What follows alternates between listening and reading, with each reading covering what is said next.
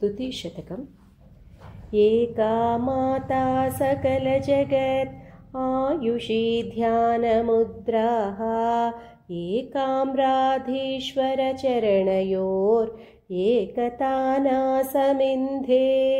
ताटङ्कोद्यन्मणिगणरुचा ताम्रकर्णप्रदेशा तारुण्यश्रीस्तबकितरुचा तापसी कापि बाला दन्तादन्तिप्रकटनकरी दन्तिभिर्मन्दयानैः मन्दाराणां मदपरिणितं मध्नति मन्दहासैः अङ्कुराभ्यां मनसि जतरोर् अङ्कितोराः कुचाभ्या मन्तः काञ्चि स्फुरति जगतामादिमा कापि माता त्र्यम्बककुटुम्बिनीं त्रिपुरसुन्दरीमिन्दिरां पुलिन्दपतिसुन्दरीं त्रिपुरभैरवीं भारतीं मतङ्गकुलनायिकां महिषमर्दिनीं मातृकां भणन्ति विबुधोत्तमा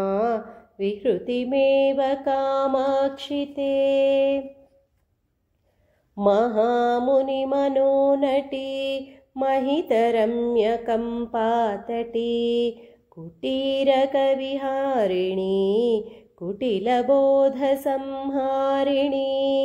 सदा भवतु कामिनी सकलदेहिनां स्वामिनी कृपातिशयकिङ्करी मम विभूतये शाङ्करी जडाः प्रकृतिनिर्धना जनविलोचनारुन्तुता नराजननि वीक्षणां क्षणमवाप्य कामाक्षि ते वचः सुमधुमाधुरीं प्रकटयन्ति पौरन्दरी विभूतिषु विडम्बानां वपुषि मान्मथीं प्रक्रियाम् घनस्तनतटस्फुटा स्फुरितकञ्चुली चञ्चली कृतत्रिपुरशासना सुजनशीलितोपासना दृशोस्सरणिमश्नुते मम कदानु काञ्चीपुरे परापरमयोगिनां मनसि चित्कला पुष्कला कवीन्द्रहृदये चरी परिगृहीत काञ्चीपुरी निरूढकरुणाझरी निखिललोकरक्षाकरी मनःपथदवीयसी मदनशासनप्रेयसी महागुणगरीयसी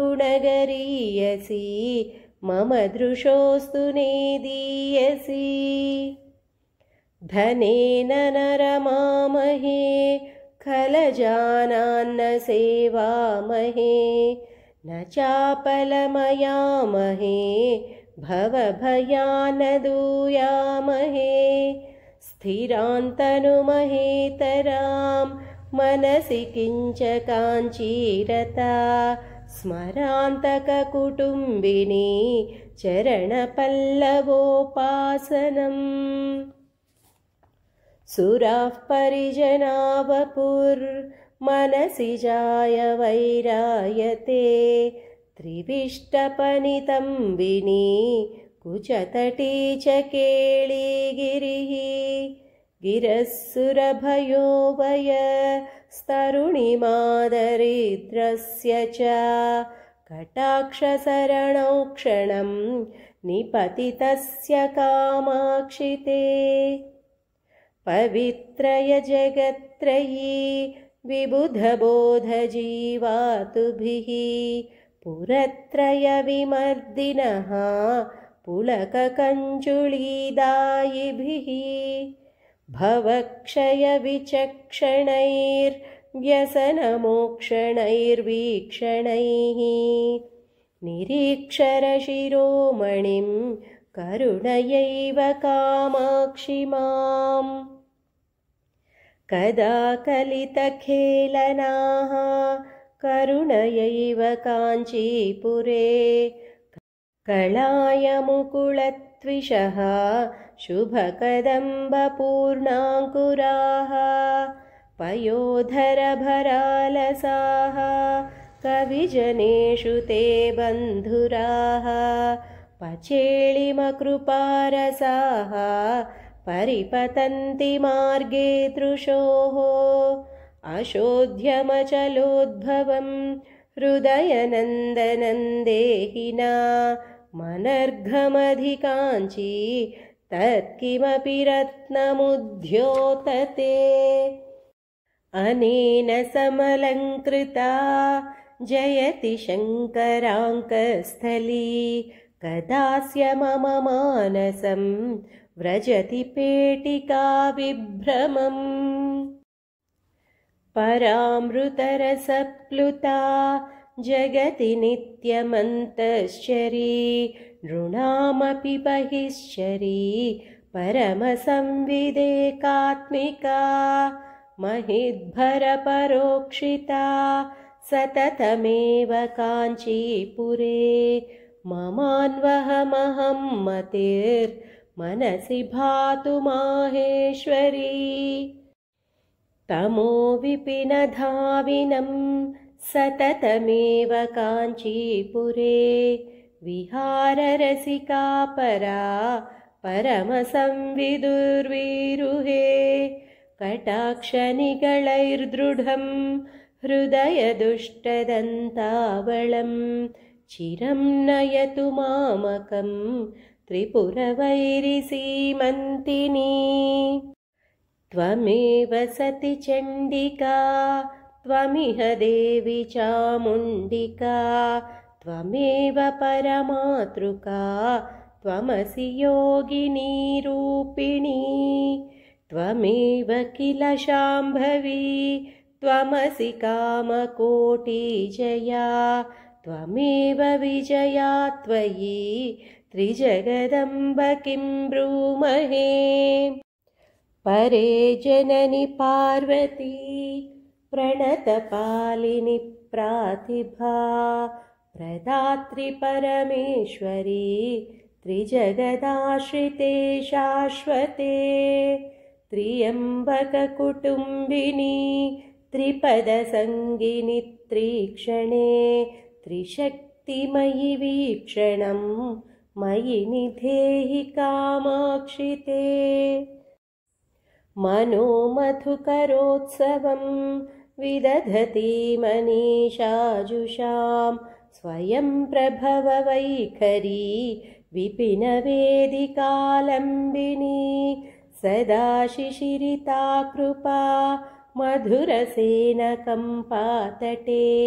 चराचरविधायिनी चरति कापि चिन्मञ्जरी कलावति कलाद्रुतो मकुटसीम्नि लीलावती स्पृहावती महेश्वरे भजनमोहने भास्वती प्रभावति रमे सदा महितरूपशोभावती त्वरावति परे सतां गुरुकृपाम्बुधारावती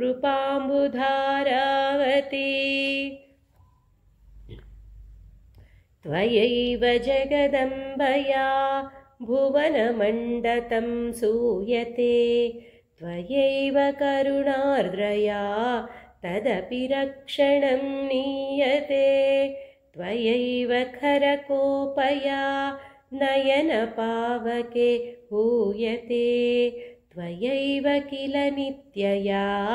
जगति सन्ततं स्थीयते चराचरवचिन्मयीं सकलहृन्मयीं चिन्मयीं गुणत्रयमयीं जगत्त्रयमयीं त्रिधाममयीं परापरमयीं सदा दशदिशां निशाहर्ममयीं परां सततसन्मयीं परमचिन्मयीं शीलये। जय जगदम्बिके हरा कुटुम्बिनि नेत्ररुचा जितशरदम्बुजे